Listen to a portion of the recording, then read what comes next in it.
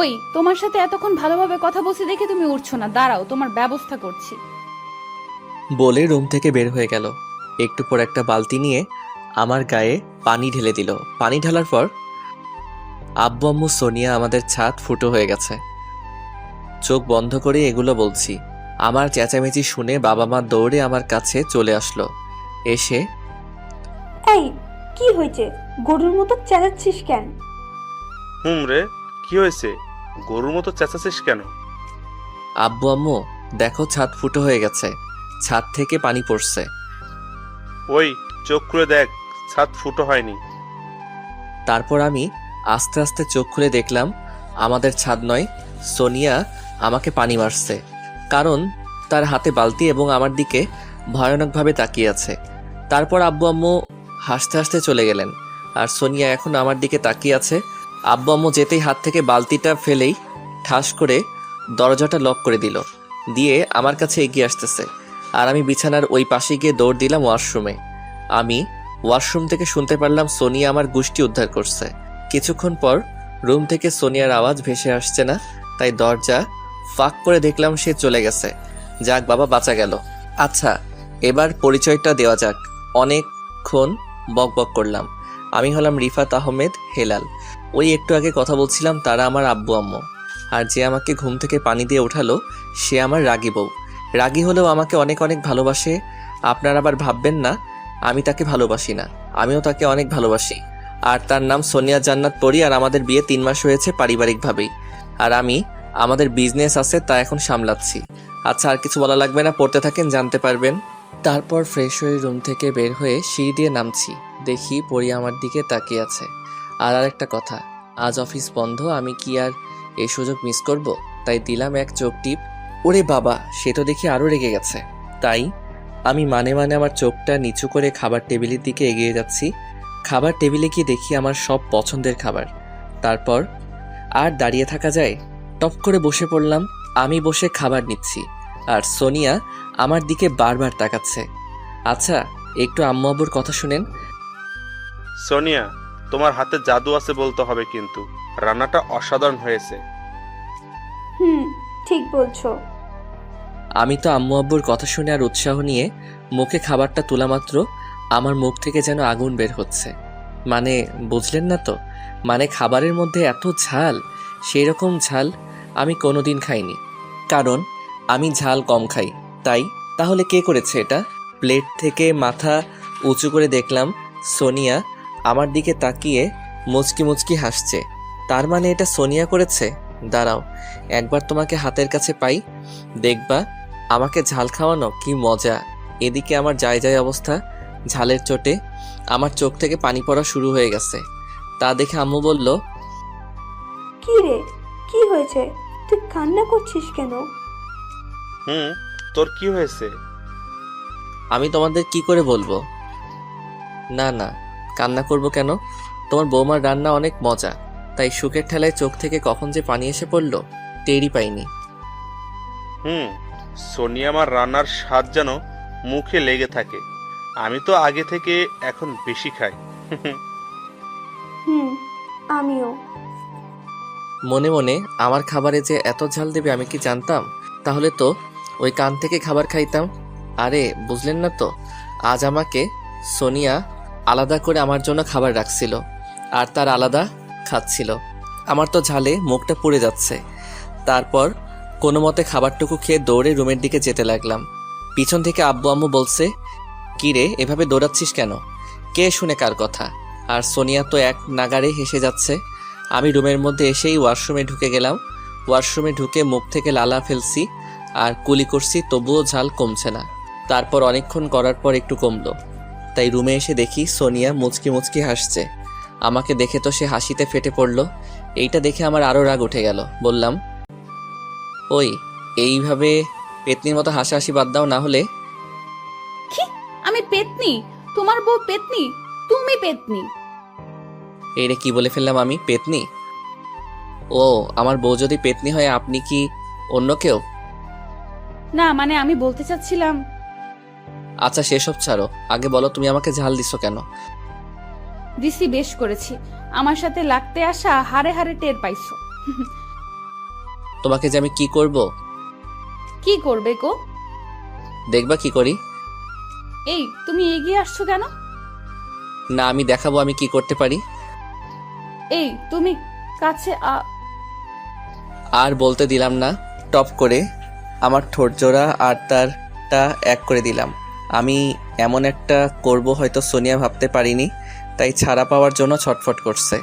তারপর আমি 10 মিনিট পর ছাড়লাম, আর এখন আমার একটু ঝাল লাগছে না ছাড়ার পর। এই তুমি কি আমাকে মেরে ফেলতে চাইছিলে? না, তুমি তো বলছিলে আমি কি করতে পারি, তাই দেখিয়ে দিলাম আমি কি করতে পারি। তাই বলে এভাবে? আচ্ছা, সেসব কথা ছাড়ো। তোমার ঠোঁটটা এত মিষ্টি কেন বলো তো? মনে চাই খেয়ে ফেলি। নে খা। আমার ঠোঁটের অবস্থা খারাপ করে দিয়ে বলছে আবার খেয়ে ফেলি। আরে এভাবে রাগ করছো কেন? আচ্ছা একটা কথা বলি, বিকালে ঘুরতে যাব ঠিক আছে? বিকালে রেডি হয়ে থেকো। আমার কথা শুনে সোনিয়া অনেক খুশি হলো। সত্যি? আচ্ছা আমি রেডি থাকবো। আচ্ছা এবার একটু আদর করো না। ওই তোমার কি সারাদিন আদর মনে চায়? আরে রাগ কেন, একটু প্লিজ। আচ্ছা শুধু একটা কিস, ওকে? আহ কি মজা। যা দুষ্টু। আর আমি বিছানায় গিয়ে শুয়ে পড়লাম। কখন যে চোখটা লেগে গেছে মনেই নেই। এবারও ঘুমাচ্ছি। কে আবার পানি দিয়ে দিল, তাকিয়ে দেখি সোনিয়া। এইবার কি হলো, পানি দিছো কেন? তো কি করব, কতক্ষণ ধরে ডাকছি, তোমার তো কোনো সারা শব্দ নেই, তাই উপায় না পেয়ে পানি দিলাম। ওই তুমি এত আনরোমান্টিক কেন বলো তো? কি আমি আনরোমান্টিক? ও আচ্ছা, এসব কথা রাতে হবে, কে রোমান্টিক আর কে আনরোমান্টিক। এবার উঠে পড়ো, মসজিদে যাও। যাচ্ছি বলে বিছানা ছেড়ে উঠে গোসল করে মসজিদের দিকে রওনা দিলাম। তারপর নামাজ পড়ে আবার বাড়ির দিকে রওনা দিলাম। বাসায় এসে রুমে গিয়ে দেখলাম সোনিয়া সবেমাত্র গোসল করে আসছে। দেখতে অনেক সুন্দর লাগছে। আমি আর না তাকিয়ে তাকে জড়িয়ে ধরলাম। এই কি করছো, ছাড়ো বলছি। ছাড়তে ইচ্ছা করছে না। এই তুমি না বলছিলে আমি আনরোমান্টিক, তাহলে আমার কাছে আসছো কেন? আরে তখন তো এমনি বলছিলাম। এই ছাড়ো বলছি। বলে এক ঝাটকায় ছাড়িয়ে দিল। আমাকে ছাড়িয়ে আয়নার কাছে গিয়ে সাজতে লাগলো, আর আমি বিছানায় বসে বসে তার দিকে তাকিয়ে আছি। আর তেমন সাজছে না, ঠোঁটে লিপস্টিক আর কিছু না। সে দেখতে অনেক সুন্দর, তাই বেশি মেকআপ করে না। আর সোনিয়া মেকআপ করা পছন্দ করে না। সে রেডি হয়ে খাবার সাজাতে চলে গেল। একটু পর, এই আসো, আব্বু আম্মু খাবার নিয়ে বসে আছে। না আমি খাবো না। কেন, তোমার কি শরীর খারাপ লাগছে? না, তুমি যদি আবার ঝাল খাওয়াও। এবার ঝাল খাওয়াবো না। তারপর অনেক কিছু বলল, তাই তার সাথে নিচে গিয়ে খাবার টেবিলে গিয়ে খাওয়া শেষ করলাম। আর সোনিয়া ওইসব গোছাচ্ছে। এই ফাঁকে আমি একটু ঘুমিয়ে নেই বলে ঘুমিয়ে গেলাম। বিকালে সোনিয়ার ডাকে ঘুম ভাঙলো, তাই উঠে আমি রেডি হয়ে সোনিয়াকে বললাম রেডি হতে। আমি গিয়ে বসার ঘরে বসে বসে তার জন্য অপেক্ষা করতে শুরু করলাম। একটু পর সে নামলো। তাকে দেখে তো আমি অবাক, কারণ তাকে আজ অনেক সুন্দর লাগছে। একটা পরি যেন আমার কাছে আসছে। আজ সে আমার পছন্দের একটা নীল শাড়ি পরেছে, সাথে নীল চুড়ি, কপালে কালো টিপ। দেখে তো আজ আমি তার উপর ক্রাশ খেলাম। নিজের বউ হয়েছে তো কি হয়েছে, ক্রাশ খেতেই পারি, তাই না? আমি একটা পিচি ছেলে, তাই বেশি বলতে পারলাম না। আমিও কম কিসে। আমি আজ একটা নীল কোটের ভিতরে সাদা একটা শার্ট, চুলগুলো সুন্দর করে সিল করা। আমিও তার থেকে কম না। আচ্ছা, আর নিজের সুনাম নিজে গিয়ে লাভ নাই। তারপর এখন আমি সোনিয়ার দিকে হা করে তাকিয়ে আছি। তারপর আস্তে আস্তে আমার কাছে এসে হাত দিয়ে তুড়ি বাজিয়ে বলল, ওই কি হইছে, এমন হা করে কি দেখো? তোমাকে দেখি। আগে বলছি দেখোনি? দেখেছি, কিন্তু আজকে তোমাকে অনেক সুন্দর লাগছে। আগে সুন্দর ছিলাম না? আরে রাগ কেন, আমি বলছি আজকে তোমাকে অনেক সুন্দর লাগছে। ও তাই বলো। মন তো চাচ্ছে এখনই তোমাকে কিস করে দেই। এই খবরদার, এমন চিন্তাও মাথায় আনবে না, ওকে? হয়েছে, আর রাগ করতে হবে না, এবার চলো। চলো। এই বলে আম্মু আব্বুর কাছ থেকে বিদায় নিয়ে বের হয়ে গেলাম। বের হয়ে বলছি, এবার গাড়িতে ওঠো। না, আজ গাড়ি করে যাব না, আজ রিক্সা করে আমরা সারাদিন ঘুরবো। যথা আজ্ঞা মহারানী। তারপর গেটের সামনে গিয়ে একটা রিক্সা ডাকলাম। এই রিক্সা, এদিকে আসো। হ্যাঁ মামা, কোথায় যাবেন? সোনিয়া, তুমি আগে কোথায় যেতে চাও? আগে এখানকার পার্কে চলো। মামা, পার্কে চলেন। মামা উঠে বসেন। তারপর আমি আর সোনিয়া রিক্সায় উঠে বসতেই রিক্সা চলতে শুরু করলো। রিক্সায় উঠে সোনিয়ার হাতটা ধরলাম, কিন্তু সোনিয়া কোনো রেসপন্সই দিচ্ছে না। তাই বললাম, সোনিয়া, তোমার মধ্যে কি রোমান্টিকতা বলতে কিছুই নাই? কি তুমি বলতে চাচ্ছ আমি রোমান্টিক না, তাই তো? বলতে চাচ্ছি না, আমি তো বলেই ফেলছি। কি এত বড় কথা? তা রোমান্টিক হতে হলে তোমার সাথে এখন কি করতে হবে? তোমার হাত ধরে বসে আছি, আর তুমি যদি রোমান্টিক হতে তাহলে আমাকে জড়িয়ে ধরে কাঁধে মাথা রাখতে। রাখবে কি করে? তুমি তো রোমান্টিক না, তাই তো? আমি যদি রোমান্টিক না হই আমাকে বিয়ে করলে কেন? বিয়ে করছি কি সাধে? মা বাবা জোর করে দিয়ে দিয়েছে। কি তুমি নিজের ইচ্ছেতে আমাকে বিয়ে করনি? তোমার বাবা মা বলেছে দেখে আমাকে তুমি বিয়ে করেছো? আমি কি আগে জানতাম তুমি এত আনরোমান্টিক? আমাদের এমন ঝগড়া শুনে রিক্সাওয়ালা মামা হাসছেন। এই বারবার এক কথা বলবে না বলে দিলাম। তুমি আমাকে ভালোবাসো না, তাই এরকম করছো, তাই না? ঠিক, আমি তোমাকে ভালোবাসি না, আমি ফারহানাকে ভালোবাসি। কি তুই আমাকে রেখে অন্য মেয়েকে ভালোবাসিস? তোকে তো আমি... ফারহানা কত সুন্দর, তাকে দেখলে মনে চায়। কি তাকে দেখলে কি মনে চায়? বল বল। না, এটা বলতে পারবো না, আমার লজ্জা করে। আর সে তোমার থেকে অনেক সুন্দর। হাসিটা কি সুন্দর তার! ও, এখন ওই মেয়েটার হাসি সুন্দর, তাই না? বাড়ি থেকে আসার সময় তো বললে আমি কত সুন্দর, আর এখন বলছো সে আমার থেকেও বেশি সুন্দর। থাক তুই তোর ফারহানাকে নিয়ে, আমি আজই বাবার বাড়ি চলে যাব। এই বলে রিক্সা থেকে নেমে উল্টা দিকে হাঁটা ধরলো। এই রে, বেশি রেগে গেছে মনে হয়। তাই আমিও রিক্সা থেকে নেমে ভাড়া দেওয়ার সময় মামা বললেন, মামা, মামি তোমাকে অনেক অনেক ভালোবাসে, তাকে আর কষ্ট দিও না, তার রাগটা ভাঙ্গাও। মামা, জানি সে আমাকে অনেক ভালোবাসে, তাই একটু রাগিয়ে দিলাম, এ আর কি। এগুলো বলে পেছনে তাকিয়ে দেখি সোনিয়া একটা রিক্সা করে চলে যাচ্ছে। আমি অনেক ডাক দিলাম, কে শুনে কার কথা চলে গেল। যা শালা, সোনিয়াকে এত রাগানো ঠিক হয়নি। না জানি বাসায় গিয়ে কি করে। বাবা মার কাছে চলে যাবে না তো আবার? সোনিয়া তো অনেক জেদি, যেটা বলে সেটাই করে। তাই আমি আরেকটা রিক্সা নিয়ে বাসার দিকে রওনা দিলাম। বেশ কিছুক্ষণ পর বাসায় আসলাম। বাসায় এসে কলিং বেল চাপলাম, কিন্তু কেউ দরজা খুলছে না। তারপর কিছুক্ষণ পর মা দরজা খুলে দিল। মাকে দেখে তো আমি অবাক, কারণ সোনিয়া সবসময় দরজা খুলে। আর অবাক হচ্ছি, মা মন খারাপ ছিল আর আমাকে দেখে রেগে গেল। মা দরজা খুলেই সোফায় গিয়ে বসে পড়ল। বাবাও দেখছি মন খারাপ করে আছে। তারপর আমি বললাম, কি হয়েছে তোমাদের, এইভাবে মন খারাপ করে বসে আছো কেন? কোনো কথা বলল না। তাই সোনিয়াকে ডাকতে রুমের মধ্যে গেলাম। রুমে গিয়ে, সোনিয়া, সোনিয়া তুমি কোথায়? কিন্তু কোনো সারা শব্দ নেই। তাই সারা ঘর দেখলাম, কিন্তু নেই। তাই ওয়াশরুমে দেখলাম, কিন্তু সেখানেও নেই। তাই বেলকনিতে গেলাম, কিন্তু সেখানেও নেই। তাই নিচে গিয়ে মা বাবাকে জিজ্ঞেস করলাম, আম্মু, সোনিয়া কোথায়, দেখতে পাচ্ছি না কেন? কি হলো আব্বু আম্মু, তোমরা বলছো না কেন? তারপর অনেক চেষ্টা করার পর বলল, ওই তোরা কি করছিস? যে ঘুরতে গিয়ে সোনিয়া কাঁদতে কাঁদতে বাসায় ফিরলো, আবার বাসা থেকে আমাদের কিছু না বলে চলে গেল। তুই তো জানতি মেয়েটা অনেক রাগী, তাহলে আবার রাগাতে গেলি কেন? বাবাও সেম কথা বলল। ওই, তুই সোনিয়াকে কি বলেছিলি যে এত রেগে তার বাবার বাসায় চলে গেছে? এগুলো বলেছি। তারপর সব খুলে বললাম মা বাবাকে।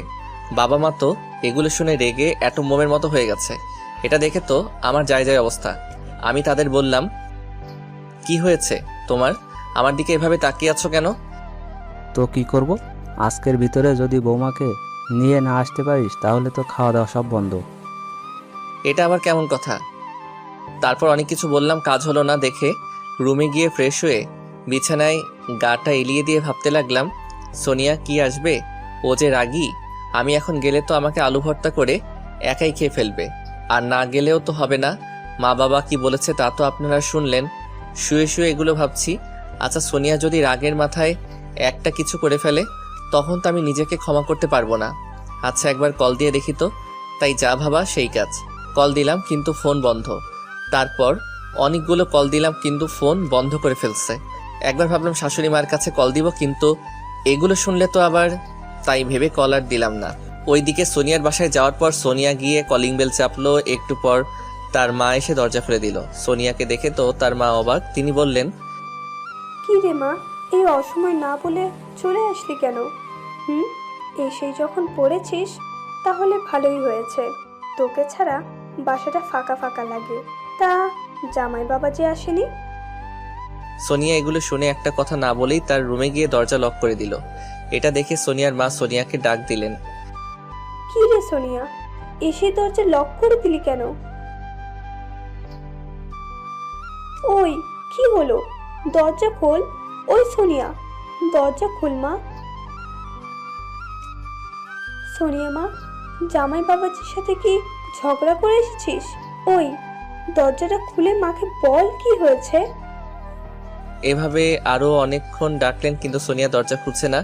আর এদিকে সোনিয়া দরজা লক করে কান্না করতে শুরু করলো। সে বলল, যাকে আমি আমার জীবনের চাইতে বেশি ভালোবাসি সে কিনা অন্য কাউকে ভালোবাসে, আর আমাকে বিয়েও করেছে শুধু তার বাবা মার ইচ্ছে পূরণ করতে। তার মনে কি আমার জন্য এতদিনে একটুও ভালোবাসা জন্ম হয়নি? হবে কি করে? সে তো কোন ফারহানাকে ভালোবাসে। এভাবে এগুলো বলছে আর অধরে কান্না করছে। আর ওইদিকে আমি ভাবছি সোনিয়ার ফোন বন্ধ কেন? হবে হয়তো আমার উপর রাগ করে ফোনটা বন্ধ করে ফেলছে, এগুলো ভাবছি। আর এদিকে সোনিয়ার বাসায় তার মা তাকে ডাকতে ডাকতে কোনো সাড়া না পেয়ে শেষমেশ তার বাবাকে কল দিলেন। কল দেওয়ার কিছুক্ষণ পর কলটা তিনি ধরলেন। কি হলো, কল দিচ্ছ কেন? আমি একটা মিটিং আছি, পরে কথা শুনবো। তুমি ওইদিকে মিটিংয়ে থাকো, আর এদিকে সোনিয়া কিছু একটা করে ফেলুক। কি? সোনিয়া আবার কি করবে? সোনিয়ার কি হয়েছে? সোনিয়া, তুমি তাড়াতাড়ি বাসায় আসো, না হলে। এরপর সব খুলে বললেন। ব্যাস, আর বলা লাগবে না, আমি আসছি। তারপর কলটা কেটে তিনি ম্যানেজারকে সব বুঝিয়ে দিয়ে গাড়ি নিয়ে বের হলেন। এদিকে সোনিয়ার মা তো চিন্তায় শেষ। এদিকে সোনিয়া কান্না করতে করতে আর এসব কথা ভাবতে ভাবতে রাগে একটা সিদ্ধান্ত নিয়ে নেয়। সেটা হলো, আমি যেহেতু তোমাকে এত ভালোবাসার পরেও পাবো না রিফাত, তাহলে এই জীবন দিয়ে কি লাভ বলো? বাবা মা আমাকে ক্ষমা করে দিও। ঠিক ধরেছেন, সোনিয়া আত্মহত্যা করতে চলেছে। কারণ সোনিয়ার ইগো আর রাগটা বরাবরই বেশি, তাই সে যা বলবে তাই করবে। সেটাই করলো। ড্রয়ার থেকে ঘুমের ওষুধ খেয়ে নিল। অনেকগুলো খেয়ে তার চোখে আস্তে আস্তে লাগলো। আসল তার চোখে বুঝে মাটিতে পড়ে রইল। এদিকে সোনিয়ার বাবা বাড়িতে এসে সোনিয়ার মাকে জিজ্ঞেস করলেন, সোনিয়া কি দরজা খুলছে? সোনিয়ার মা বললেন না। এটা শুনে তিনি তাড়াতাড়ি সোনিয়ার রুমের দিকে যেতে লাগলেন। সোনিয়ার বাবা মা সোনিয়াকে অনেক ভালোবাসেন, কারণ সোনিয়াই তাদের একমাত্র মেয়ে। তাদের আর কোনো ছেলে মেয়ে নেই। তিনি সোনিয়ার দরজার সামনে গিয়ে, সোনিয়া মা, দরজা খোল। কি হয়েছে তোর? সোনিয়া দরজা খুলছে না। তখন তিনি ভাবলেন সোনিয়া ভিতরে কিছু করে ফেলেনি তো আবার। তাই তিনি ঠিক করলেন দরজা ভেঙে ফেলবেন। তাই করলেন। দরজা ভেঙে সোনিয়ার এই অবস্থা দেখে তো সোনিয়ার মা কান্না করে দিলেন। আমার মেয়ের কি হলো, সেভাবে পড়ে আছে কেন? সোনিয়ার বাবা খেয়াল করে দেখলেন সোনিয়ার হাতে ঘুমের ওষুধ। তাই তিনি সোনিয়ার মাকে কিছু না বলে সোনিয়াকে গাড়িতে উঠালেন, সাথে সোনিয়ার মাকেও আসতে বললেন।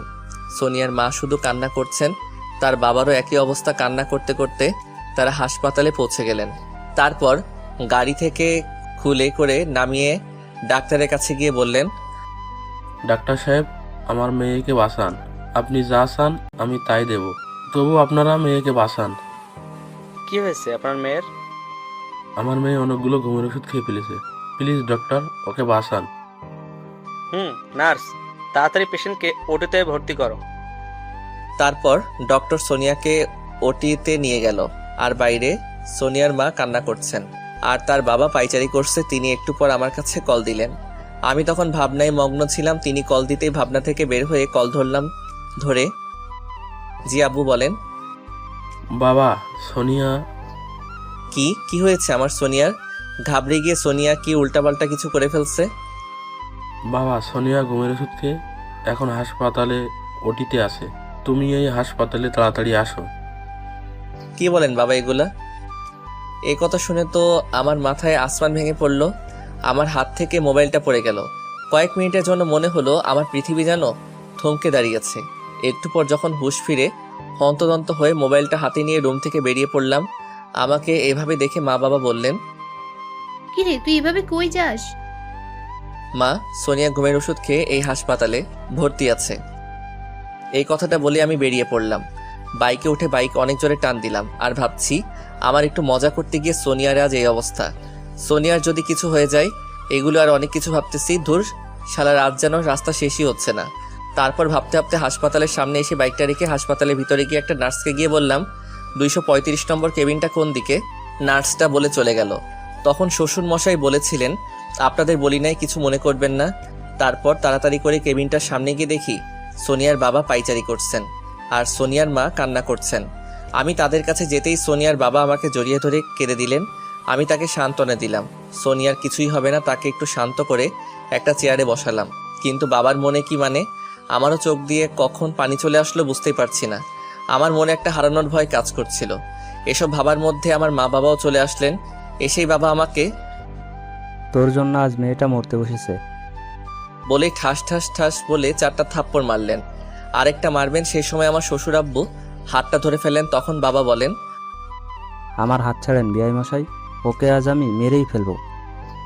তখন শ্বশুর আব্বু বলেন, কেন, কি হয়েছে? আমার জামাই কেন তাকে মারছে? শোনেন তাহলে। আমি শুধু মাথা নিচু করে রাখছি।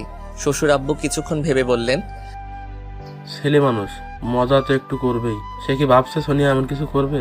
তাই এসব ছেড়ে সোনিয়া যেন সুস্থ হয়ে যায়, তাই সে দোয়া করি। আপনি এত শান্তভাবে বলছেন কি করে? আমার তো মনে চাই ওকে আমি। আরে আপনাকে তো শান্ত থাকতে বললাম। তারপর আমার বাবা শান্ত হলেন। তারপর কেউ আর কোনো কিছু বলছি না। এভাবে অনেকটা সময় থাকার পর ডক্টর বেরিয়ে আসলেন।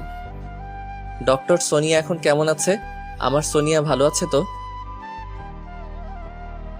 কি হলো ডক্টর, কথা বলছেন না কেন? সোনিয়া ভালো আছে তো? সোনিয়ার কিছু হয়নি তো? আমার অনেক ভয় করছে, বলেন না ডক্টর। তারপর আমরা সবাই বলার পর ডক্টর কিছু বলছে না। তাই ডক্টরের শার্টের কলার ধরে বললাম, এই ডক্টর বল, আমার সোনিয়া কেমন আছে, ভালো আছে তো? তারপর ডক্টর ভয় পেয়ে যা বলল তা শুনে আমরা সবাই তো, কারণ ডক্টর বলল, সোনিয়া এখন বিপদমুক্ত। এই কথা শুনে যেন আমি আমার প্রাণটা আবার ফিরে পেলাম। এখন আমার খুব শান্তি লাগছে। সোনিয়ার বাবা মা আর আমার বাবা মাও অনেক খুশি, কারণ তারা তাদের একমাত্র বৌমা আর সোনিয়ার মা বাবা তাদের একমাত্র মেয়ে ফিরে পেয়েছে।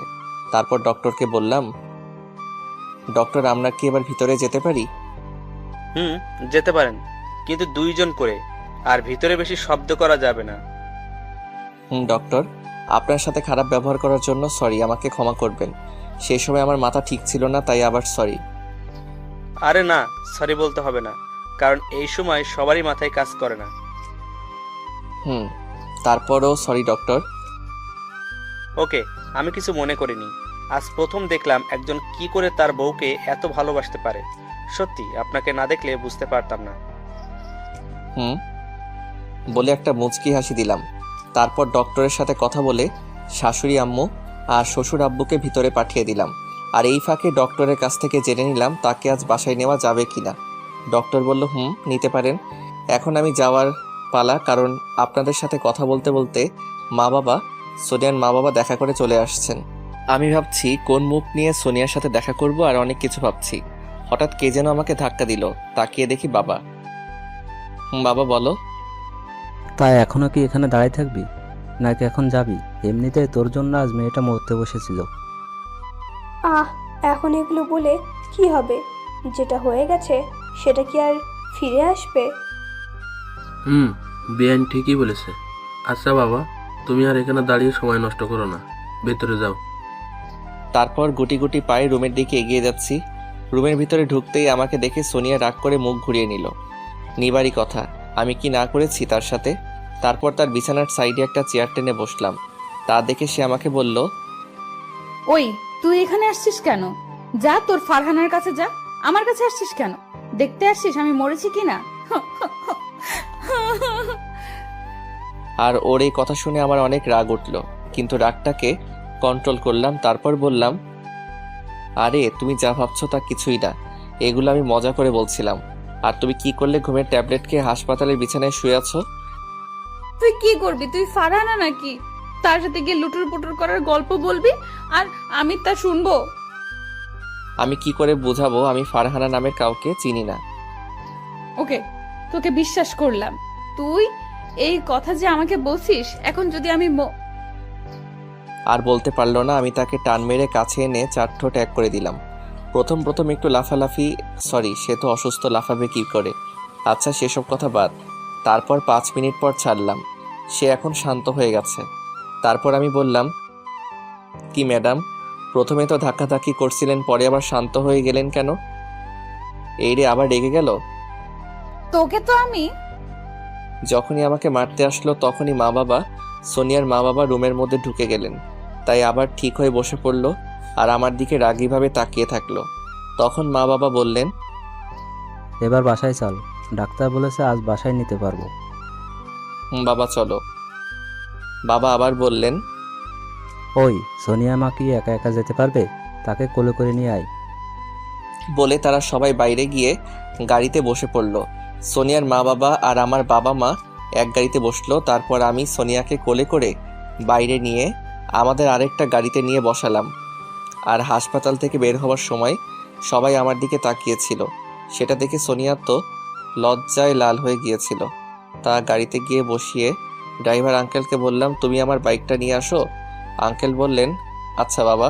তারপর গাড়িতে বসে গাড়ি ছাড়লাম। সোনিয়াকে বললাম, ওই সোনিয়া, কথা বলো না কেন?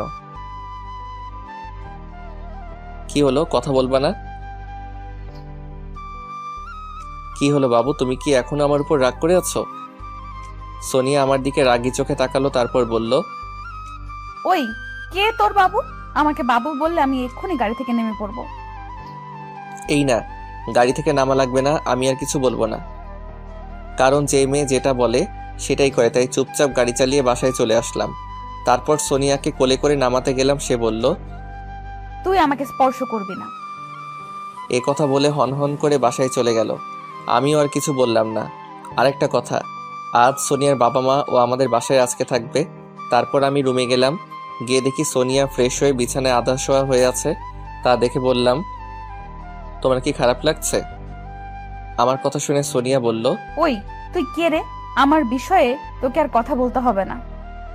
অনেক রেগে কথাটা বলল। তারপর আমি বললাম, সোনিয়া, আমার একটা ভুলের জন্য তুমি আমার সাথে এভাবে কথা বলতে পারো না। আমি একটু রাগ দেখিয়ে বললাম। সে তো আরো রেগে গেল। ওই আগে বল, তুই আমার কে যে তোর সাথে অন্যভাবে কথা বলবো? হ্যাঁ, আগে ছিলি কিন্তু এখন তুই আমার কেউ না। তাই আমার বিষয়ে কথা বলবি না। তুই তোর মতো থাক, আমি আমার মতো। ওর কথায় যেন আমার ভিতরটা ফেটে যাচ্ছে, তবুও তার রাগ ভাঙাতে হবে। তাই আমিও ফ্রেশ হয়ে একটু দোকানে গেলাম। দোকানদারকে বললাম, মামা 1 প্যাকেট সিগারেট দেন তো। মামা নেন। তা আজ হঠাৎ সিগারেট কেন মামা? না এমনি। এ কথা বলে টাকা দিয়ে চলে আসলাম বাসায়। গিয়ে বাসার ছাদে উঠলাম সিগারেট নিয়ে। আর হ্যাঁ, আরেকটা কথা, আগে আমি কখনো সিগারেট খাইনি, আজ প্রথম সোনিয়ার কথায় অনেক কষ্ট পাইছি। তাই আর কি, মানুষে বলে নেশা বা সিগারেট খেলে নাকি একটু হলেও কষ্টটা একটু কমে। তারপর লাইটার দিয়ে সিগারেট একটা ধরালাম। প্রথমে একটু কষ্ট হয়েছে খেতে, পরে ঠিক হয়ে গেছে। সিগারেট খাচ্ছি আর ভাবছি, আর এদিকে সোনিয়া ভাবছে, চান্দু, তোমার জন্য আমি মরতে বসছিলাম, তোমাকে কি এমনি এমনি ছেড়ে দিতে পারি বলো? তোমার সাথে কয়েকদিন বাজে ব্যবহার করব, তারপরে সব ঠিক করে নেব। আর এদিকে আমি কিভাবে সোনিয়ার রাগটা ভাঙাতে পারি তাই ভাবছি। ও মাথায় একটা আইডিয়া আসছে। আর 5 দিন পর তো সোনিয়ার জন্মদিন, দেখি ওই দিন কিছু করা যায় কিনা। সিগারেট খাচ্ছি আর ভাবছি আর কি, এসব ভাবছি, হঠাৎ করে ফোনটা বেজে উঠলো। পকেট থেকে ফোন বের করে দেখি বাবা কল দিয়েছেন। তাই সিগারেট ফেলে তাড়াতাড়ি কলটা ধরলাম। ধরতেই, কই রে তুই, কয়টা বাজে সেদিকে খেয়াল আছে তোর? তাড়াতাড়ি খাবার টেবিলে আয়, আমরা সবাই তোর জন্য অপেক্ষা করছি। হুম বাবা আসছি, এই বলে কলটা কেটে দিলাম। তারপর আমার রুমের দিকে হাঁটা ধরলাম। রুমে গিয়ে দেখি সোনিয়া রুমে নেই, হয়তো নিচে গেছে। তাই ওয়াশরুমে গিয়ে মুখটা ভালোভাবে পরিষ্কার করে নিলাম, না হলে বাবা আমাকে মেরে ফেলবে। কারণ বাবা সিগারেট জিনিসটা পছন্দ করেন না। তাই তারপর দেখলাম আর কোনো গন্ধ নেই, তাই খাবার খাওয়ার জন্য রওনা দিলাম খাবার টেবিলে। আর হ্যাঁ, এখন রাত 11টা 30 বাজে। তারপর খাবার টেবিলে যেতেই মা বললেন, কি রে, এতক্ষণ কই ছিলি? না মা, একটু ছাদে ছিলাম। এবার বাবা মা দুইজনই বললেন, আর কোনো দিন এভাবে ফাজলামো করবি না। আজ এই ফাজলামো করার জন্য আজ আমরা সোনিয়াকে হারাতে বসেছিলাম। আমি শুধু মাথা নিচু করে তা শুনছি। সোনিয়াও তাই। সোনিয়া হয়তো ভাবছে তার মা বাবাও, আমার মা বাবা তাকে এত ভালোবাসেন আর সে কিনা মরতে বসছিল। সব হয়েছে ওই পচা ইঁদুরের জন্য। আরও অনেক কিছু বলে আমার গোষ্ঠী উদ্ধার করছে। আর আমি ভাবছি আর কোনোদিন আর এরকম ফাইজলামো করা যাবে না। মা বাবা তো ঠিকই বলেছেন। তারপর খাওয়া দাওয়া করে রুমে আসলাম। এসে বিছানায় একটু শুয়ে পড়লাম। আমার আসার 10 মিনিট পর সোনিয়া আসলো। এসে আমাকে বিছানায় দেখে বলল, ওই তুই আজ থেকে আমার পাশে শুতে পারবি না। কেন, বিছানা কি তোমার একার? এটাতে আমারও ভাগ আছে। আমি ভাগটা কিচ্ছু বুঝি না। আমি যাটা বলছি সেটা কর, না হলে কিন্তু আমি শ্বশুর আব্বুকে ডাক দিব। তারপর আর কি, সোফায় এসে শুয়ে পড়লাম। কারণ আব্বু এখন আমার উপর রেগে আছেন, তাই আর কি। সোফায় আমি কোনোদিনও শুইনি, তাই ঘুম আসছে না। সোনিয়ার দিকে তাকিয়ে দেখি ঘুমিয়ে গেছে। যাবেই তো, শরীর তো আর ভালো না। বর বিয়ের পর থেকে নীলিমাকে জড়িয়ে না ধরে আমি একটা দিনও থাকিনি, তাই আর ঘুম আসছে না। তারপরও খুঁজে খুঁজে ঘুমটাকে নিয়ে এসে ঘুমিয়ে পড়লাম। সকালে ঘুম থেকে উঠে দেখি অনেক বেলা হয়ে গেছে, অথচ আমাকে কেউ ডাক দিল না। কি আর করার, সোফা থেকে বালিশ বিছানায় রেখে ওয়াশরুমে গিয়ে ফ্রেশ হয়ে বের হলাম। তারপর একেবারে রেডি হয়ে রুম থেকে বের হয়ে নিচে গিয়ে দেখি সবাই সোফার মধ্যে বসে গল্প করছে। আমি বললাম, মা নাস্তা দেন। আমার কথায় মা বললেন, যা টেবিলে গিয়ে দেখ সব কিছু রাখা আছে, ওইখান থেকে নিয়ে খেয়ে ফেল। এই কথা শুনে রাগ উঠে গেল, তাই বাসা থেকে বের হয়ে গেলাম। পিছন থেকে মা বাবা অনেকবার ডেকেছিল। আমি না শুনে গাড়ি নিয়ে বেরিয়ে পড়লাম অফিসের দিকে। গাড়ি চালাচ্ছি আর ভাবছি যে মেয়ে আমায় ছাড়া কিছু বুঝতো না আর আমায় ছাড়া না খেয়ে বসে থাকতো, আজ সেই মেয়ে আমার সাথে কথা বলে না, আমাকে এড়িয়ে চলে। এগুলো ভাবছি। কখন যে চোখ থেকে পানি বের হয়ে পড়লো বুঝতে পারিনি। তারপর এগুলো ভাবতে ভাবতে অফিসে চলে আসলাম। এসে আমার কেবিনে চলে আসলাম। সেখানে গিয়েও কাজে মন বসছে না। তারপরও কাজে মন দিলাম, না দিলে তো আর হবে না, কারণ নতুন একটা টেন্ডার পেয়েছি। তাই কাজ করতে করতে কখন যে দুপুর হয়ে গেছে মনে নেই। আজ আর দুপুরে সোনিয়া কল দিয়ে বলল না, এই তুমি কাজটা ফেলে এখন খেতে যাও, তারপর খেয়ে আমাকে কল দিও। এ কথা বলার মানুষটা আজ আমাকে আর কল করে না। তারপরও আজ আর খেতে ভালো লাগছে না, তাই কাজ করতেই আসি। কখন রাত 12টা বেজে গেল তা মনেই নেই। হঠাৎ দেখি মার ফোন থেকে কল আসলো, তাই কলটা ধরলাম। ওই কই রে তুই? এত রাত পর্যন্ত তুই বাইরে? রাত বাজে 12টা। সোনিয়া চিন্তা করতে করতে শেষ। অসুস্থ মেয়েটা ওই দুপুর থেকে না খেয়ে আছে, আর তুই এখন কই? তাড়াতাড়ি বাসায় আয়। ধরতে আর কিছু না বলে কলটা কেটে দিলেন। আর এদিকে আমি ভাবছি সোনিয়া আমার জন্য না খেয়ে থাকবে কেন? সে তো আমাকে এখন আর ভালোবাসে না। তাই বলে তাহলে যাই হোক কথাটা শুনে অনেক খুশি হয়েছি। আমি মনের ভেতরে অনেক শান্তি লাগছে এখন। তাই হাতের যেটুকু কাজ ছিল তা শেষ করে অফিস থেকে বের হয়ে গাড়ি নিয়ে রওনা দিলাম বাসার দিকে। তারপর বাসার সামনে এসে গাড়িটা পার্ক করে কলিং বেলটা চাপ দিলাম। দেখি দেওয়ার সাথে সাথে সোনিয়া দরজাটা খুলে দিল। আমি তো অবাক, এত তাড়াতাড়ি? মনে হয় আমার জন্য বসে বসে অপেক্ষা করছিল। তারপর আমি তাকে পাশ কাটিয়ে রুমের দিকে হাঁটা ধরলাম। রুমের ভিতরে গিয়েই ওয়াশরুমে ঢুকে গোসল করে বের হয়ে দেখি সোনিয়া বিছানায় বসে কী জানি ভাবছে। আমাকে দেখে আমার কাছে আসলো। আমিও একটু ভাব নিলাম, কারণ সে আমাকে কষ্ট দিয়েছে, তাকে আমিও কষ্ট দিব। দেখাবো প্রিয়জনের কাছ থেকে পাওয়া কষ্টটা কেমন লাগে। আপনারা আবার তাকে বলে ফেলবেন না। তারপর সোনিয়া আমার কাছে এসে বলল, আসতে তো দেরি হলো কেন তোমার? আমার মন চাইছে তাই দেরি করে আসছি। এতে আপনার কোনো সমস্যা আছে? এইভাবে কথা বলছো কেন তুমি? আর আমাকে আপনি করে বলছো কেন? আমি এর থেকে এখন আর ভালোভাবে কথা বলতে পারি না। আমায় যে মেয়ে বিশ্বাস করে না এর থেকে আমি ভালো ব্যবহার করতে পারবো না। ওকে? ও আমি বুঝছি, তুমি এই ফারহানার জন্য আমার সাথে এরকম করছো। এই আমি আপনাকে কতবার বলবো, আমি এমনি আপনার সাথে মজা করছিলাম। বারবার এক কথা, কিন্তু আমার ভালো লাগে না। আমি আর সোনিয়া এভাবে আর অনেক সময় ঝগড়া করলাম। তারপর সোনিয়া ঝগড়া করতে করতে মাথা ঘুরিয়ে পড়ে যাবে, ঠিক তখনই আমি তাকে ধরে ফেলি। তারপর কোলে করে বিছানায় গিয়ে শুয়ে দেই। হঠাৎ কি হলো সোনিয়ার? তারপর মা বাবাকে ডেকে এনে আমি ডক্টরকে আসতে বললাম। আমি তো প্রায় অস্থির হয়ে পড়েছি। তারপর কিছুক্ষণ পর ডক্টর আসলেন। আমি বললাম, ডক্টর দেখেন তো হঠাৎ করে সোনিয়ার কি যেন হয়ে গেল। তারপর ডক্টর সোনিয়াকে দেখতে শুরু করলেন। বেশ কিছুক্ষণ পর দেখা শেষ হলে তিনি আমাকে কয়েকটা ওষুধ লিখে দিয়ে বললেন, এগুলো খাওয়ালে ঠিক হয়ে যাবে, আর রোগীর দিকে একটু খেয়াল রাখবেন। রোগী বেশি চিন্তা করে আর ঠিকমতো খাওয়া দাওয়া না করায় এসব হয়েছে। তারপর ডক্টর এগুলো বলে চলে গেলেন আর আমিও মেডিসিন আনতে চলে গেলাম। তারপর মেডিসিন নিয়ে এসে দেখি মা সোনিয়াকে বলছে খেতে, কিন্তু ও বলছে, না আমি খাবো না, আমার ভালো লাগছে না। ভালো না লাগলেও তো একটু খেতে হবে মা, নাহলে তুই সুস্থ হবি কি করে? তাই একটুখানি খেয়ে নে। না আমি খাবো না। আপনাদের তো আগেই বলেছিলাম সোনিয়া জেদি আর মা না পারলেও আমি পারবো, কারণ সোনিয়া আমার কথা শুনে। আমি রুমের ভিতরে ঢুকে মার কাছে ওষুধ দিয়ে বললাম, মা ওনাকে একটু খাবার খাইয়ে ওষুধগুলো খাইয়ে দিন। সোনিয়া তো আমার একটা কথাও শুনছে না, তুই দেখ আমি গেলাম। বলে মা চলে গেলেন আর সোনিয়া আমার মুখের দিকে তাকিয়ে আছে। সে চাচ্ছে আমি যেন তাকে খাইয়ে দেই, আর আমাকে না দিয়ে বা কি করব, কারণ সে অসুস্থ আর জেদ ধরে বসে আছে। তারপর আমি প্লেট হাতে নিয়ে বললাম, নিন খেয়ে নিন। আমার কথা শুনে তো সে সেই লেভেলের খুশি। আমার হাত থেকে তাড়াতাড়ি লোকমাটা নিল। কয়েক লোকমা খাওয়ার পর প্লেট থেকে ভাত নিয়ে আমার মুখের সামনে ধরলো। আমি মুখ ফিরিয়ে বললাম, আপনি খান, আমি পরে খেয়ে নিতে পারবো। কিন্তু সে কি ছাড়বে, জেদ ধরে বসেছে। আমিও তার হাতে খেতে হবে, কি আর করার, খেলাম। বউয়ের হাতে খাবার খাওয়ার কত মজা। তারপর খাবার খাওয়ার পর ওষুধগুলো খাইয়ে দিয়ে বললাম, এবার ঘুমান চুপচাপ। বলে আমি একটা বালিশ নিয়ে সোফার দিকে এগোতে যাব, তখন সোনিয়া আমার হাত টেনে ধরলো।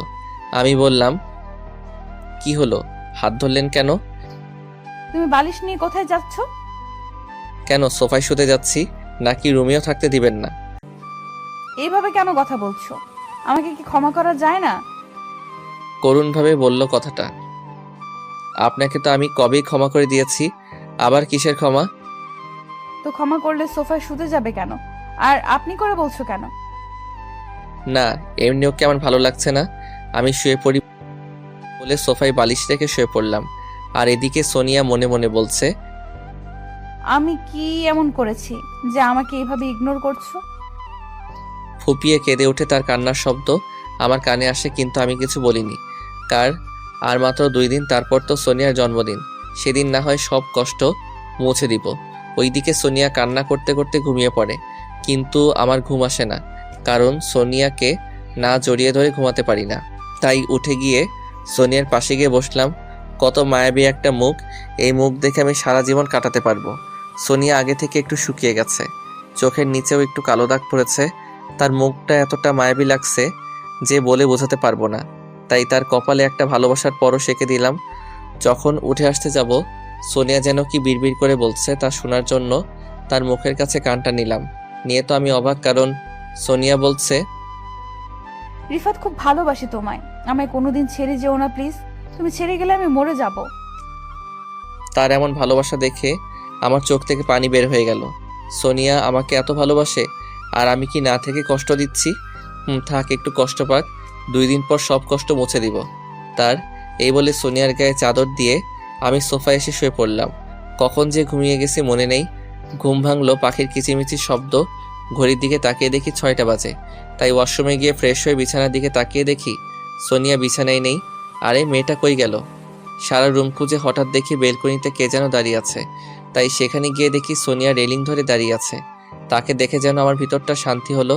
তার কাছে গিয়ে বললাম, কি হলো, আপনি এত সকাল এখানে কি করেন? ও তুমি উঠে গেছো? না মানে আজ তাড়াতাড়ি ঘুম ভেঙে গেছে, তাই সকালটা দেখতে এখানে দাঁড়িয়ে আছি। আমি আর কিছু না বলে আসতে যাব, সেই সময় সোনিয়া আমায় জড়িয়ে ধরলো। আমি তাকে আস্ত করে ছাড়িয়ে রুমে আর 1 মিনিট না থেকে ছাদে চলে আসলাম, কারণ সোনিয়ার কাছে থাকলে নিজেকে কন্ট্রোল করতে পারতাম না। তাই ছাদে চলে আসলাম। আর ওইদিকে সোনিয়া বলছে, আমি কি এমন করেছি যে আমাকে এভাবে ইগনোর করছো? আমি রিফাতকে কিভাবে বলবো যে তার এমন আচরণ আমি একদম সহ্য করতে পারি না? এগুলো বলছে আর কান্না করছে। তারপর নিজেকে সামলে নিচে গিয়ে দেখে মা উঠে পড়েছে। তাই মার কাছে যেতেই মা বলল, কি রে সোনিয়া, তোকে এমন দেখাচ্ছে কেন? আর তোর চোখ লাল হয়ে আছে কেন? তোর শরীর ভালো আছে তো? না মা, আমি ভালো আছি, আর রাতে ভালো ঘুম হয়নি, তাই মনে হয় এমন দেখাচ্ছে। চলো মা, আমরা নাস্তা বানাতে শুরু করি। না, আজ তোকে নাস্তা বানাতে হবে না। তুই ওই চেয়ারটাতে বস আর আমার কাজ দেখ। মা অনেক বলার পর সোনিয়া বসে মার রান্না দেখছে, আর বাবাও নিচে এসে সোফায় বসে পেপার পড়ছেন। সোনিয়া বলল, মা, আমি বাবার জন্য চা বানাচ্ছি, তুমি গুলো করো। আচ্ছা ঠিক আছে। তারপর সোনিয়া চা বানিয়ে বাবাকে দিয়ে আসলো, আর মাকেও দিল, আর সেও একটা নিল। তারপর মা নাস্তা বানিয়ে দুইজন মিলে টেবিলে নিয়ে আসলো, আর আমিও নিচে নেমে আসলাম আর টেবিলে বসে পড়লাম। আমাকে দেখে সোনিয়া আমার নাস্তা সার্ভ করবে বলে হাতে নেয়। তা দেখে আমি বলি, আমারটা আমি নিতে পারবো, আপনাকে ভাবতে হবে না। সোনিয়া হয়তো এমনটা আশা করেনি, তাই সাথে সাথে এখান থেকে চলে গেল। আমি জানি এখন রুমে গিয়ে কান্না করবে। আমার এমন কথা শুনে বাবা বলল, ওই তোদের মধ্যে কি হয়েছে রে, যে সোনিয়াকে তুই আপনি করে বলছিস আর তার হাতের খাবারও নিলি না? কি হয়েছে বলতো? মাও একই কথা বলল। তাই আমি আমার প্ল্যানের সবকিছু বললাম। বাবা মা প্রথমে রাজি না হলেও আমি রাজি করিয়ে নিলাম। বাবা মাও আমাকে সাহায্য করবে, আর তার শ্বশুর শাশুড়িকেও বলবে কাল আসতে, কারণ কাল সোনিয়ার জন্মদিন। তাই আমি সোনিয়াকে আর ডির পেনশনে ফেলবো, যে দুঃখ কষ্টের জন্য তার এই কথা মনে না থাকে। এগুলো ভাবতে ভাবতে খাওয়া শেষ করে উপরে আসলাম। এসে দেখি কান্না করছে। আমারও সহ্য হচ্ছে না, তবু কি করার, কাল থেকে আর কষ্ট পেতে হবে না। কলিজা, কাল থেকে তোমায় অনেক ভালোবাসবো কলিজা, আর একটু কষ্ট সহ্য করো। আমি একটু এগিয়ে গিয়ে বললাম, নাস্তা না করে এখানে বসে কাঁদছেন কেন? আমি নাস্তা করলেই বা কি, আর না করলেই বা তোমার কিছু আসে যায় না। আমার কিছু আসে যায় না, বলার ছিল বলছি। হুম। বলে আবার কান্না করতে লাগলো। আমি এখানে থাকলে হয়তো কন্ট্রোল করতে পারবো না নিজেকে, তাই তাড়াতাড়ি রেডি হয়ে গেলাম অফিসে যাওয়ার জন্য। রুম থেকে বের হওয়ার সময় সোনিয়া আমার দিকে এক মায়াবী চাহনিতে তাকিয়েছিল, কিন্তু আমি তেমন পাত্তা না দিয়ে নিচে এসে মাকে বললাম, মা, সোনিয়াকে কিছু খাইয়ে দিও। দেখি, তোর বউ যেরকম জেদি, যা বলবে তাই করবে। জানি, তবুও কিছু একটা বুঝিয়ে খাইয়ে দিও। আমি আসি। সাবধানে যাস। আমি বাসা থেকে বের হয়ে গাড়ি নিয়ে সোজা অফিসে, আর এদিকে মা সোনিয়ার কাছে নাস্তা নিয়ে গেলেন। রুমে গিয়ে দেখেন এখনো কান্না করছে। তা দেখে মা বললেন, কি হয়েছে সোনিয়া মা, কান্না করছিস কেন? কি রে, মাকে বলবি না কেন কান্না করছিস? এই কথা বলতে সোনিয়া মাকে জড়িয়ে ধরে কাঁদতে কাঁদতে বলল, মা, রিফাত আমাকে আর ভালোবাসে না, ও আমাকে এখন ঘৃণা করে। মা, আমি রিফাতের এমন ব্যবহার সহ্য করতে পারবো না। মা, আমার মরে যেতে ইচ্ছে করে। মা কি বলবেন ভাবছেন? একদিকে বউ আর একদিকে ছেলে। ছেলে ভাবছে বউকে সারপ্রাইজ দিবে, আর বউ তো একইভাবে শেষ। তারা দুই জান যেন আল্লাহর সারা জীবন এমন ভালোবাসতে পারে দুইজনকে। আমিন। তারপর মা বললেন, না মা, মরার কথা বলবি না। তুই তো আমাদের একটা মেয়ে, তোকে ছাড়া আমরা যে থাকতে পারবো না। তো আমি কি রিফাতকে ছাড়া থাকতে পারি? মা, তুমি বলো, ও কেন বোঝে না, কেন আমাকে এভাবে কষ্ট দিচ্ছে? আচ্ছা মা, এভাবে আর কান্না করিস না। সোনিয়া মা, এভাবে পাগলামো করিস না। মেডিসিন না খেলে তোর শরীর খারাপ করবে তো। না, আমি খাবো না, আর মেডিসিনও খাবো না। সোনিয়া মা, এভাবে পাগলামো করিস না। মেডিসিন না খেলে তোর শরীর খারাপ করবে তো। করুক, তাতে কোনো সমস্যা নেই, তাও আমি খাবো না। আমি তোর কোনো কথা শুনবো না। নে, হাঁ কর, আমি খাইয়ে দিচ্ছি। অতপর অনেক জোরাজোরিতে খাবার আর মেডিসিন খেলো। মা বললেন, নে, এবার একটু রেস্ট নে। আর এদিকে অফিসে এসে কাজ করছিলাম, হঠাৎ মনে হলো সোনিয়ার কথা, তাই মাকে কল দিলাম। একটু পর কলটা ধরলেন। বল। মা, সোনিয়া কি খাবার খাইছে? অনেক জোরাজোরিতে খেলো, আর মেডিসিনও খাইয়ে দিয়েছি। ওকে মা, রাখছি এখন, বলে কল কেটে আবার কাজ করতে লাগলাম। এভাবে সারাদিন চলে গেল। রাতে বাড়ি গিয়েও একই ব্যবহার সোনিয়ার সাথে, আর এমন করতে করতে রাতও শেষ হয়ে গেল। আজ সোনিয়ার জন্মদিন, কিন্তু সোনিয়ার এ কথাটা মাথায় নেই কিভাবে থাকবে বলেন? এমনিতে বেচারি কষ্টে আছেন, যাকগে আজকে তার সব কষ্ট দূর হবে। এখন সকাল 8টা বাজে, তাই তাড়াতাড়ি উঠে রেডি হয়ে বের হয়ে, আজ আর নাস্তা করলাম না, বাইরে খেয়ে নিব। তাই অবশ্য মা অনেকবার বলেছেন নাস্তা করতে, কিন্তু করিনি। বাইরে এসে সোজা অফিসে, সরি অফিস বলতে ভুল হবে, কারণ আমি সোনিয়ার জন্য গিফট কিনতে আসছি আর সাজানোর জন্য কিছু জিনিস। সোনিয়ার জন্য সুন্দর একটা আংটি কিনলাম, তারপর সব প্যাকেট কর টাকা দিয়ে এখন অফিসে যাচ্ছি। আগেই কিনে নিলাম, কারণ আজ লেট করে বাসায় যাব, তাই দোকান নাও খোলা থাকতে পারে। তাই অফিসে এসে কাজে মন দিলাম। আর এদিকে বাসায় সোনিয়া ঘুম থেকে উঠে দেখে আমি পাশে নেই। তখন ঘড়ির দিকে তাকিয়ে দেখে 10টা বাজে। সোনিয়ার তো চোখ কপালে, কার এত বেলা পর্যন্ত সে ঘুমায় না। তাই তাড়াতাড়ি ফ্রেশ হয়ে নিচে আসলো। নিচে এসেও দেখে আমি নেই, তাই মাকে জিজ্ঞাসা করলো, মা, রিফাত কোথায় গেছে? কেন? ও তো অফিসে। ও ওকে, আমাকে নাস্তা দাও। টেবিলে আয়, আমিও খাইনি। কেন মা, তুমি এতক্ষণ কি করছিলে? আরে কিছু না, আমি কি আমার মেয়েকে ছাড়া খেয়েছি কোনো দিন? তারপর বিভিন্ন গল্প করে তারা খাওয়া দাওয়া করে নিল। আর এদিকে কাজ করতে করতে কখন যে দুপুর হয়ে গেছে সেদিকে খেয়াল নেই। তারপর কাজ ফেলে দুপুরে খাবার খেয়ে মাকে একটা কল দিলাম। মা, কি করো? কিছু না। কি রে, আজ আমার খবর নিচ্ছিস? তো আমি নিব না তো অন্য কেউ নিবে নাকি? তা খাবার খাইছো? আমিও খাইছি, সোনিয়াও খেয়েছে। আর কিছু বলবি? না মা, এখন রাখি বলে কল কেটে দিলাম। মা কিভাবে বুঝলা আমি সোনিয়ার কথা জিজ্ঞেস করব? দূর থাক মা। তা মা, যা, আবার কাজে মন দিলাম। কাজ করতে করতে 11টা বেজে গেল, তাই তাড়াতাড়ি গাড়িতে উঠে বাসায় চলে আসলাম। তারপর তাড়াতাড়ি ছাদে চলে আসলাম। এসে দেখি সব কাজ শেষ, বাকি শুধু কেক। তাই আমি কেকটা টেবিলে রেখে ক্যান্ডেলগুলোও রাখলাম। আর হ্যাঁ, সোনিয়ার মা বাবাও আসছেন। মা বাবা আর সোনিয়ার মা বাবা মিলে সব করে ফেলছেন। এখন রাত 11:30 বাজে, তাই আমি সবাইকে বললাম, আমি সোনিয়াকে নিয়ে আসছি, তোমরা সব লাইট নিভিয়ে লুকিয়ে পড়ো। তারপর আমি রুমের দিকে হাঁটা ধরলাম। রুমে এসে দেখি সোনিয়া আরাম করে ঘুমাচ্ছে, আর ঘড়িতে মাত্র 10 মিনিট আছে। তাই তাড়াতাড়ি সোনিয়াকে কোলে তুলে ছাদের দিকে এগোতে লাগলাম। আর হ্যাঁ, আমাদের ছাদে একটা দোলনা আছে, সেখানে তাকে বসিয়ে রাখলাম আর 5 মিনিট। তারপর 5 মিনিট শেষ হতেই সবাই চিৎকার করে বলল, হ্যাপি বার্থডে সোনিয়া। এরকম চিৎকার শুনে সোনিয়া ঘুম থেকে লাফ দিয়ে উঠে আমাকে জড়িয়ে ধরল। সোনিয়ার এভাবে ভয় পাওয়া দেখে সবাই হাসাহাসি শুরু করে দিল।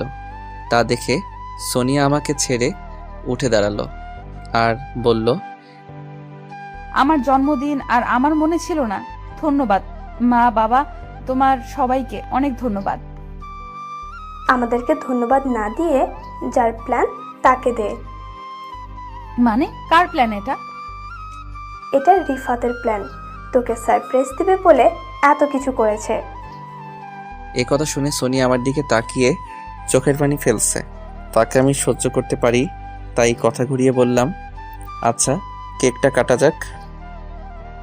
সোনিয়া, আয় কেকটা কাট। তারপর কেকটা কাটলো, সবাইকে খাওয়ালো, কিন্তু আমাকে দিল না। একটু মন খারাপ করলাম। তারপর মা বাবা চলে গেল। সোনিয়া চলে যাচ্ছিল। আমি তার হাত ধরে টান দিয়ে আমার কাছে এনে ছাদের দরজা লক করে দিয়ে সোনিয়ার কাছে আসলাম। তারপর পকেট থেকে আংটি বের করে তার সামনে হাঁটু গেড়ে বসে বলতে লাগলাম, আমি জানি তুমি এই 2-3 দিন অনেক কষ্ট পেয়েছো, তবু কি করবো বলো? তোমাকে সারপ্রাইজ দিব, তাই এমন করেছি। তুমি আমাকে মাফ করে দিও। সোনিয়া কোনো উত্তর না পেয়ে এবার শুরু করলাম, তুমি যেখানে যাবে সেখানে আমি তোমার ছায়া হয়ে যেতে চাই। দিবে কি এমন সুযোগ? সারা জীবন তোমায় চাই, কথা দিচ্ছি কখনো ছেড়ে যাব না কলিজা। ভালোবাসি তোমায়, জানি না কতটা, তবে এটা জানি তুমি কষ্ট পেলে তার থেকে 1000 গুণ বেশি কষ্ট আমি পাই। খুব খুব ভালোবাসি। I love you Sonia, I love you. Sonia আমার এমন করা দেখে তার হাতটা বাড়িয়ে দিল। আমিও আংটিটা পরিয়ে দিলাম। তারপর সোনিয়া কান্না করে আমাকে জড়িয়ে ধরলো। আমিও তাকে জড়িয়ে ধরলাম। সে বলতে শুরু করলো, হ্যাঁ কলিজা, আমিও তোমায় খুব খুব ভালোবাসি। তোমাকে সারা জীবন এইভাবে ভালোবাসতে চাই। এই কলিজা, এভাবে কান্না করো না, আমারও অনেক কষ্ট হয়। আর তোমার চোখে পানি আসতে দেব না কলিজা। কলিজা। ওই, আমি কিন্তু রাগ করেছি। কেন কলিজা? তুমি সবাইকে কেক খাওয়ালা, আমাকে খাওয়ালা না কেন? ও, এই ব্যাপার। আমি তো তোমাকে অন্যভাবে খাওয়াবো। এখানে একটু দাঁড়াও। এই বলে টেবিল থেকে কেক আনতে গেল। কেক এনে আমার সামনে এসে তার মুখে ঢুকিয়ে দিল আর এবার বলল, নাও খাও। আমি তো সাথে সাথে 4 ঠোঁট এক করে দিলাম। তারপর 10 মিনিট পর সব কেক খেয়ে ছেড়ে দিলাম। ছেড়ে দিয়ে দুইজনই হাঁপাচ্ছি। একটু পর আমি আবার বললাম, আরেকটা দাও না। এখানে না, রুমে চলো। তারপর আর কি হাঁটা ধরলাম, কিন্তু পিছন থেকে নীলিমা বলল, আমি কিভাবে যাব? কেন, তুমি কি হাঁটতে পারো না? ওই, আমি কি এখানে হেঁটে আসছি? তুমি আনছো যেভাবে সেভাবে আবার আমাকে রুমে নিয়ে যাও। অতঃপর কি আর করার, কোলে তুলে হাঁটা ধরলাম। তারপর রুমে এসে তো আমি অবাক, কারণ রুমটা একেবারে বাসরাতের মতো করে সাজানো। আজ আবার মিশিন হবে। ওই, তোমার কি লজ্জা করে না পাঠক পাঠিকার সামনে এভাবে কথা বলতে? ও সরি জানু, রাগ করো না। যাও, পাঠক পাঠিকার কাছ থেকে বিদায় জানিয়ে আসো। ভাই ও বোনেরা আর আন্টির বয়সে থাকলে আন্টিরা, এখন আমরা মিশন শুরু করব। বাই। কি? তুমি আবার বললা? দাঁড়াও। বলে ঝাঁপিয়ে পড়লো আমার উপর। বেঁচে থাকলে দেখা হবে, দোয়া করবেন প্লিজ।